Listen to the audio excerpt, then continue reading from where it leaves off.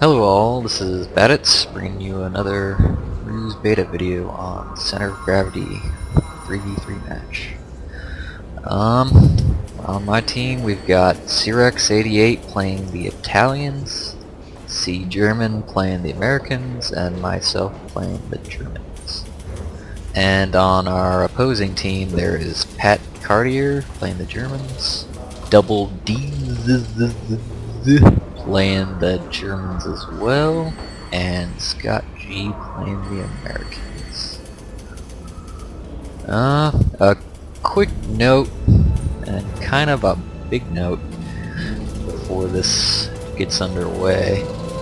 I had started this up during this match and could not move like my zooming at all, so I was basically stuck in about this view or around here for the entire match, so that was rather difficult.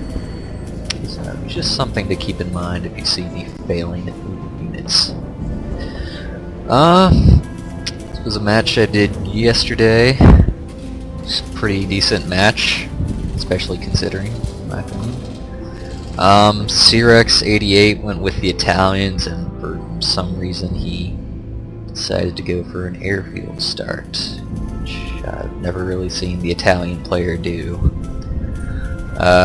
Sie German also went with airfield start, and his stupid administrative building that I should probably adapt one day.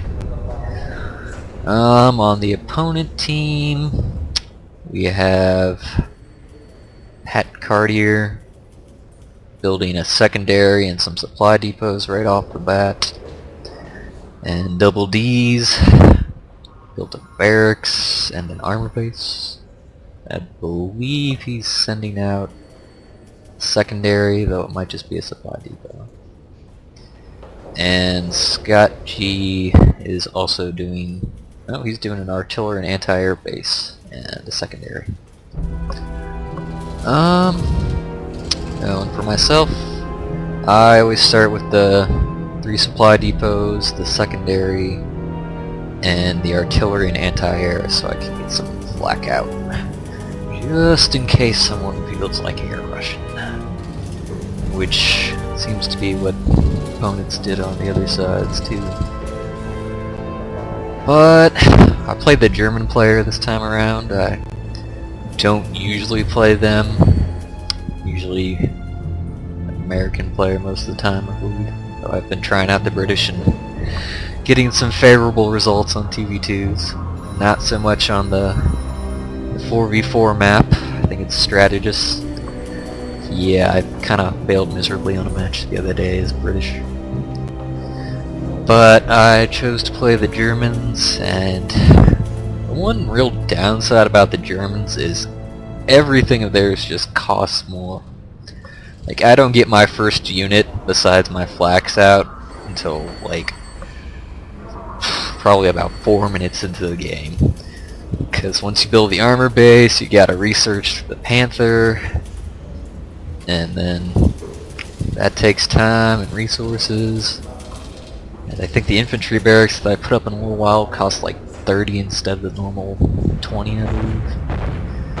And on the right, Sie paradropping. Thankfully he manages to get these ones off into the town before his planes are all blown to hell. And I think he sends out some more in the middle that don't have the same luck, but they actually do pretty decent. And Sie German playing slow, just building up some air units, getting that economy rolling. Our enemies are basically just spamming flak at this point. I think scottg on the right here. No, he's still making anti-air too. He starts spamming some artillery later and with a whole bunch of bunkers, which isn't too great of a strat, but whatever floats your boat. And then yeah, I can see 4 paratroopers just getting shot out of the sky. But he actually does manage to land, I think, 2 of his units. He routes 2 of the guys' flak cannons. Oh, another note. Flak 20mm. They suck. Not as much as the Bofors, but they still suck. Especially the Russian ones, it seems. Okay, it's definitely been more than 4 minutes into the game. It's still 5 minutes into the game, and I still haven't put out a unit. So, one of the downsides of going Germans. So just make sure you don't fall prey to a blitz rush, Zerg rush of this game, I imagine. And on the right, Scotty's just bunkering up. Need a secondary here. Speed the gameplay up a little.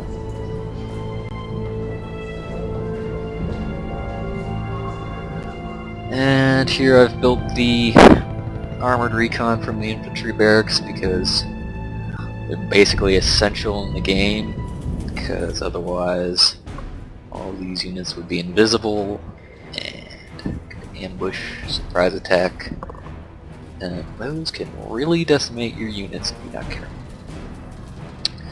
And here I'm just putting out some Panthers, so I have something out. Sie German.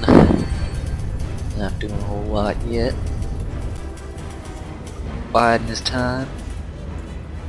While Cyrex is making... Oh, no. Sie German had some heavy bunkers. Go around the side of the map. Sneaky bastard.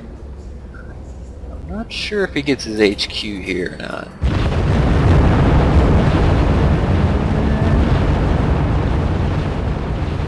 Oh, he does get it.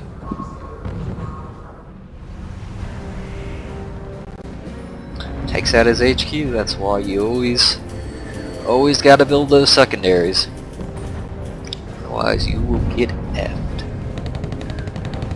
And here, DoubleDzZz letting his flags just get pounded like pandas. And then he starts moving a bunch more flags into the forest. Luckily for me, I still have my armored recon. Scoping it out.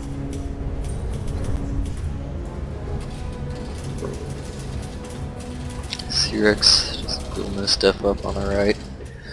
He makes a prototype base actually and starts putting out some Caro P26s, which are they're an alright tank actually. They're probably definitely not up to snuff with other factions jumbo tanks, but this early in the game I'm sure they'll do decently. Well, actually, if I remember correctly, those ones get raped, but we'll save that for later. The guy on the right here just already has an M40 out. So I guess his strategy was just artillery spam. He has a like anti-aircraft spam. But I have my tanks doing work in the center since none of the opponents have seemed to put out effective anti-tank stuff yet. They're all concerned about anti-air. And thankfully my tanks were like kind of ignoring my orders at this point, and they actually take out some anti-tank guns coming through that town, so it's a good thing that they disobeyed. Unless they probably would have got raped in the ass. Pardon my German. And I take out Scotty's secondary HQ there.